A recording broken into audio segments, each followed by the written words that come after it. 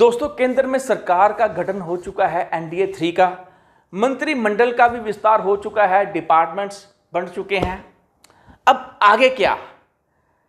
23 जून यानी कल से लेकर 3 जुलाई तक 9 दिन पार्लियामेंट का पहला सेशन चलने वाला है।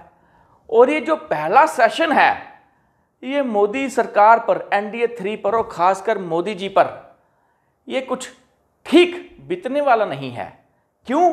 क्योंकि इसमें इतने मुद्दे उठेंगे और आज 18वीं लोकसभा में विपक्ष भी स्ट्रांग है। अगर 292 एनडीए के पास हैं तो विपक्ष के पास भी 231 हैं। 100 के करीब कांग्रेस के पास हैं, 31 समाजवादी पार्टी ममता दीदी के पास भी 29 हैं और शिवसेना उद्धव ठाकरे और शरद पवार की पार्टी को लेकर भी 10 से 15 के बीच उनके पास भी एमपी हैं। तो कुल मिलाकर जो विपक्ष है, जो विपक्ष के हमले होंगे, जो विपक्ष का सही कार्य होगा, कंस्ट्रक्टिव अपोजिशन, वो बड़ी स्ट्रांग तरीके से मोदी सरकार की होने जा रही है। और मोदी के लिए इससे बच पाना या यूं कहें उन प्रश्नों के उत्तर दे पाना मोदी के लिए आसान नहीं होगा।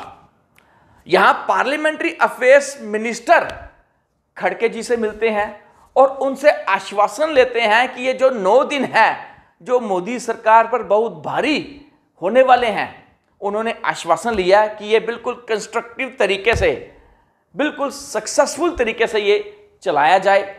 इसमें कोई ऐसी बात ना हो कि जो लोकतांत्रिक ढांचे के खिलाफ जाए, बिल्कुल एक सही तरीके से चलाया जाए ताकि ये जो सेशन है सक्सेसफुल हो। अब होने क्या जा रहा है? प्रो टेम स्पीकर तो बन चुके हैं भारत रूरी साहब, जो उड़ीसा से आते हैं। अब स्पीकर का चुनाव होगा जिसको लेकर बड़ी माथापच्ची चल रही है सत्ता पक्ष और विपक्ष दोनों में। उसके बाद राष्ट्रपति जी संबोधन करेंगे ज्वाइंट सेशन को, joint session of parliament, Lok Sabha Rajya Sabha both. उसके बाद वोट ऑफ थैंक्स होगा।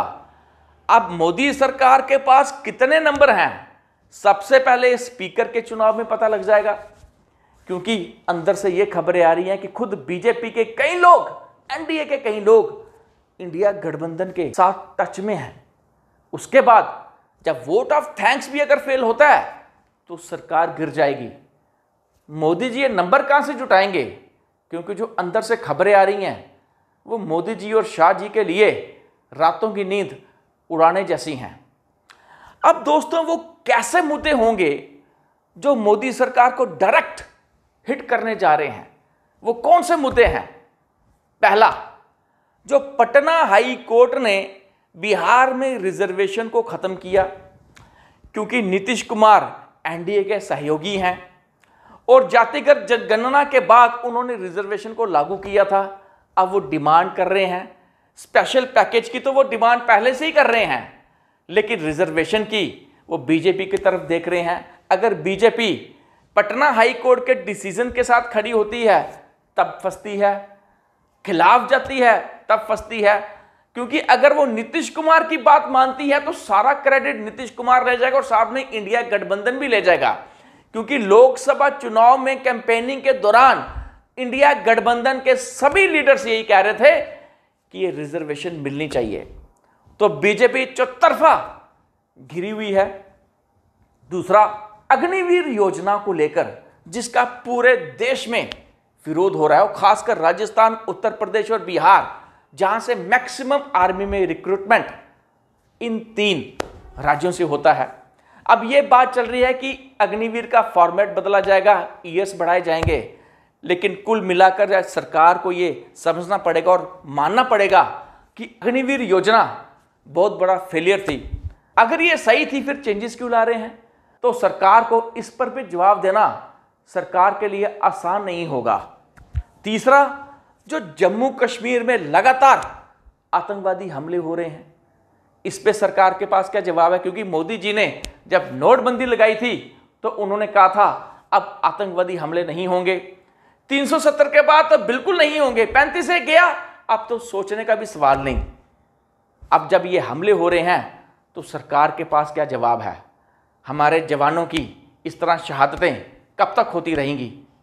ये मोदी सरकार के लिए इन सब प्रश्नों के उत्तर देना मोदी सरकार के लिए आसान नहीं होगा।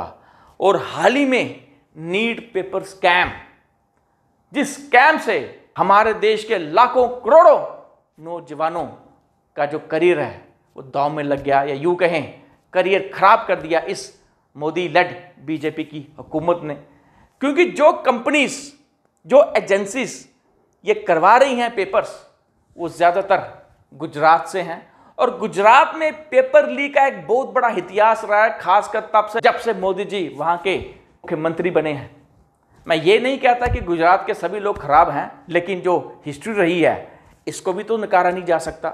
गुजरात की कंपनी से क्यों फेल हो रही हैं, उनके द्वारा ही क्यों स्कैम्स हो रहे हैं। सरकार एंड तक नहीं मान रही थी, लेकिन जब सुप्रीम कोर्ट का डंडा चढ़ा तब जाके सरकार ने माना हाँ गलती तो हुई है, और सरकार ने नेट का भी एग्जाम कैंसिल कर दिया, क्योंकि वो सरकार कहने लगी कि शायद इसका पेपर भी कहीं लीक ना हो गया हो। तो आज आके ये 9 दिन जो हैं ये मोदी सरकार के लिए कुछ ठीक बीतने वाले नहीं हैं। हम ये उम्मीद करते हैं कि ये जो विपक्ष है ये जो कंस्ट्रक्टिव अपोजिशन करे, और जहां जहां मोदी सरकार ने गलतियां की हैं या यूं कहें ब्लंडर्स किए हैं हिंदुस्तान में, उन सब का भांडाफोड़ हो, ताकि जो लोकतंत्र है, जो लोकतांत्रिक ढांचा है हमारे हिंदुस्तान का, ये वापस कायम हो सके और एक ये फिर से सुनहरी हिंदुस्तान बन सके। आज के लिए इतना ही। आपका बहुत बहुत शुक्रिया।